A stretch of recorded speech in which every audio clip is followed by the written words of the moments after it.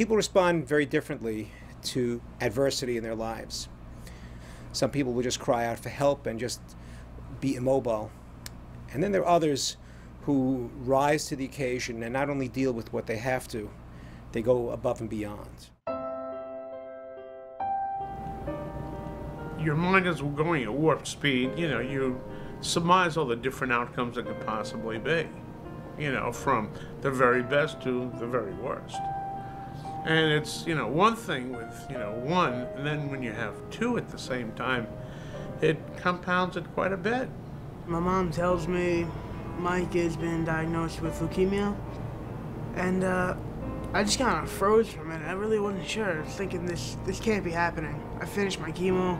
I'm almost done with radiation. This is the end of it. This is going to be the end of everything. We're done with this now. But that was not the case. Mark had actually finished his very last radiation treatment, and Michael was put on a ventilator that day. And that was Michael's last week. He passed on July 30th of 2004, 8 weeks after he was diagnosed. My neighbors and my next door neighbor had all gotten together and had decided that they were going to help us with a blood drive. Michael was getting platelets and blood at a pretty rapid rate the last week. And the blood drive was scheduled for, I believe it was August 3rd. We had lots and lots of people that were coming to it, and Michael passed on July 30th, and they were going to cancel the blood drive, and we just said absolutely not.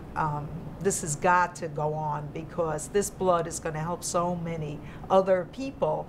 And that's what Michael would have wanted. So we did. It was the day after the funeral was the blood drive. And we made a commitment at that point to continue the blood drives. So we've had now 5, 6 blood drives every year. And they have all been very, very successful. So those drives are in memory of Michael. That was the beginning. Well, it was the beginning. It was. Well, you know, you have two schools of thought on this, at least Terry and I did. You can stick your head in the sand and say, well, woe is me. Or you can do something about it. Well, we decided to do something about it. And Terry and I thought about, you know, let's start a foundation. Our mission was just to make people smile and take away some of that day-to-day frustration and that day-to-day hardship, both financially and emotionally. Having gone through all of this, we really did see at the Cancer Center how much money people go through, ourselves included, with co-pays and things that fall between the cracks. There's no planning. You know, planning just kind of goes right out of your life at that point. You come here and you're spending all this time and you're driving back and forth, so you're putting more gas in your car. And eventually, you know, between the medical bills and the bills between the gas and the food and the other siblings and anything, it adds up. People get into debt, and that's where, you know, our gift card program really came out to be. We buy various gift cards to, you know, supermarkets, restaurants, Toys R Us and Dunkin' Donuts and Starbucks, and things that can just be fun for a while they're here. And this is why we started. Our thing was to help the people, not necessarily the research, but we wanted to help the kids and the families. We really started interviewing the staff here and the staff in the hospital, and we spoke to them and found out what some of their needs were on a day-to-day basis. When something comes up and we just can't get it from the county, or we just can't get it and we just don't, you know, have anywhere to turn, we call Terry. Every social worker has stuff that comes up and their families or patients, they don't know where to go and they come to us. And I have this angel foundation called the Michael Magro Foundation. One time, one of our little patients came in with 4 siblings. They took the bus. The patient had a fever. She ended up staying here all day. And the Magro Foundation, not only did they buy the family lunch, they sent them home by taxi, so Mom didn't have to get on the bus with the 5 kids to get home that night. When Terry's here, there's a certain energy that comes with her, and it's not just a smile that lights up, the whole room lights up. She'll come in and say, well, this has to be done, and that has to be done. How can we do it? Do you need more funding for that kind of a project? And she immediately starts others thinking along the same lines. That's where something that looked very difficult to do, something that we didn't think would really be possible, suddenly it can be done. When Mark was first diagnosed and we came here, my first instinct as a nurse was to be very organized. And so I brought a binder. That's how I started. And the binder had different sections to it. And it was insurance, and it was lab values, and it was medication, and it was a variety of different things. And I would flip through things, and the nurses would laugh, and they'd say, let me see your binder, because I can get to those results quicker than looking through the chart. So it was meant to be an information binder and a referral binder.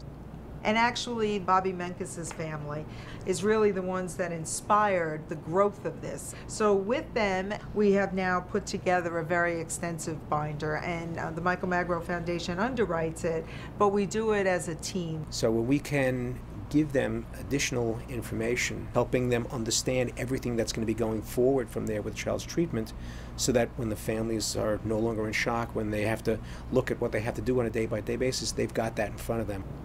You open the binder and you immediately see everything of use that you needed that you didn't even know you needed, from the hole puncher, so that everything you are now handed can be put safely somewhere and you'll be able to find it when you can think straight again, to information related to side effects, sibling information, coping information, menus from the local restaurants, bus schedules and directions. If you need an answer, you have it. If you need to look at blood work, it's there. And it's actually given to every new patient and family that comes through. When they hear that this binder was designed by a family and funded by a family that's been through it, they know this is the tool they need.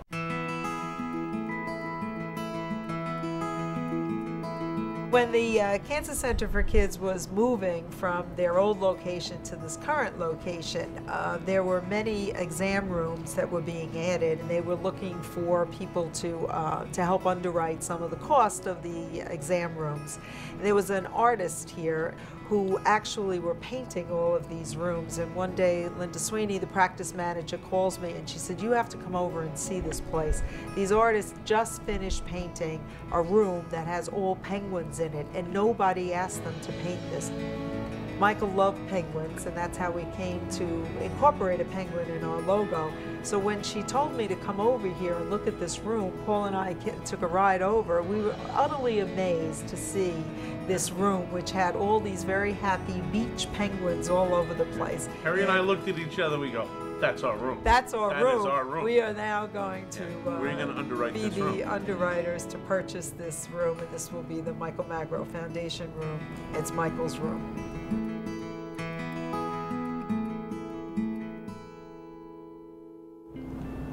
The educators needed to be educated as these children were coming back into the school system and have an understanding of exactly what the course of treatment that these children were involved in was like.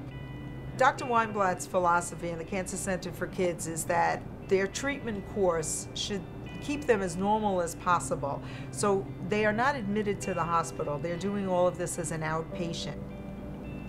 There's a school visit, which the Cancer Center was absorbing themselves, sending 2 and 3 staff members over to the school to give them an idea of what was going on.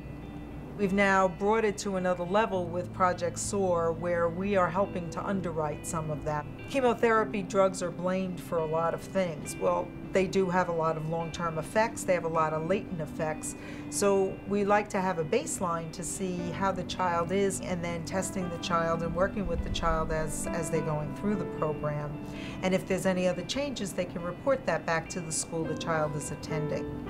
We put together a team of the clinical people here at the Cancer Center, and we actually wrote an entire manual.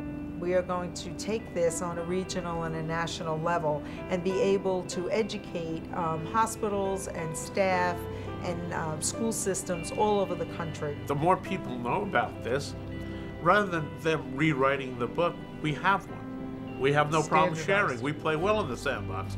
We'll lend it out. Why not? I mean, it's not about the foundation, it's about kids. It's how do you get that kid better? The Magros were able to not just deal with what they had to for their own children. They went to look and see what they can do for others. And that's truly an extraordinary thing. A foundation is nothing without the people that support it. And we've been very blessed in that aspect. That We have a lot of people that support us. We really do. We wouldn't exist without them. Michael was a peacemaker and a giver and loved to be with people. So I know that he is just smiling, laughing and looking down and saying, you guys go, because you're really doing a wonderful, wonderful thing.